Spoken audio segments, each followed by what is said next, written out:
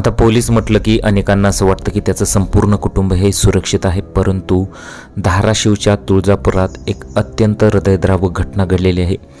म्हणजेच पोलीस कॉन्स्टेबलची जी ती मुलगी होती त्या मुलीसोबत काय घडलेलं आहे पहा। चॅनलवर पहिल्यांदा आला असेल तर चॅनलला जरूर सबस्क्राईब करून घ्या। आता या सारिकाची जी आई होती ती पोलीस कॉन्स्टेबल होती आणि त्यांनी दिलेल्या फिर्यादीवरून असं सांगितलेलं आहे की तुळजापूर पोलीस स्टेशनमध्ये आरोपी ओंकार कांबळे आणि नागिना शशिकांत पांडगळे या दोघांवरती गुन्हा दाखल करण्यात आलेला आहे। सोशल मीडियावर बंदूक घेऊन दहशत निर्माण करण्याचा प्रयत्न करणारा व्हिडिओ व्हायरल केल्याने आरोपी ओंकार कांबळेवर पूर्वीचाही गुन्हा दाखल होता।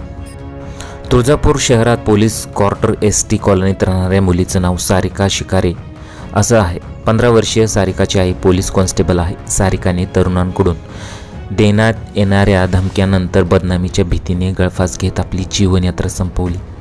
सारिकाच्या आईनं तुळजापूर पोलीस ठाण्यात दोघांविरोधात तक्रार दाखल केली। आरोपी ओंकार कांबळे आणि नगिना पांडगळे यांनी सारिकाला त्रास दिला। माझ्याशी लग्न कर नाही तर तुझी सोशल मीडियावर बदनामी करेन, बंदुकीने मारेन अशी धमकीही ओंकारने सारिकाला दिली होती। शेवटी त्रासाला कंटाळून तिने टोकाचं पाऊल उचललं। ओंकार कांबळे याच्यावर आई याआधीच बंदूक घेऊन सोशल मीडियावर दहशत निर्माण करणारा व्हिडिओ व्हायरल झाल्यानं गुन्हा दाखल झाला होता। आता ओंकार कांबळेसह दोघांवर गुन्हा दाखल झाला असून कठोर कारवाई केली जाईल असं पोलिसांनी सांगितलेलं आहे। सारिका ही निशा शिकारे यांची एकुलती एक मुलगी होती। तिच्या अशा मृत्यूमुळे निशा शिकारे यांच्यावर दुःखाचा डोंगर कोसळला। सारिकाच्या मृत्यू प्रकरणी पोलिसांनी दोघांना ताब्यात घेतलं असून न्यायालयात हजर करण्यात आलं।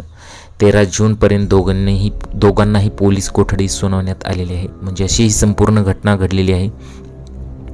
अक्षरशः आपल्याला वाटतं की पोलीस असो किंवा कुठला अधिकारी असो त्याचं संपूर्ण कुटुंब सुरक्षित आहे, पण आता लोकांची जी मानसिक स्थिती आहे किंवा जो लोकांचा स्तर आहे कुठल्या स्तराला गेलेला आहे आता तुम्ही बघितलं असेल। तर अशी ही संपूर्ण घटना आहे। तुम्हाला या घटनेबद्दल काय वाटतं, तुमच्या प्रतिक्रिया जरूर कळवा। चॅनलवर पहिल्यांदा असेल तर चॅनलला जरूर सबस्क्राईब करून घ्या।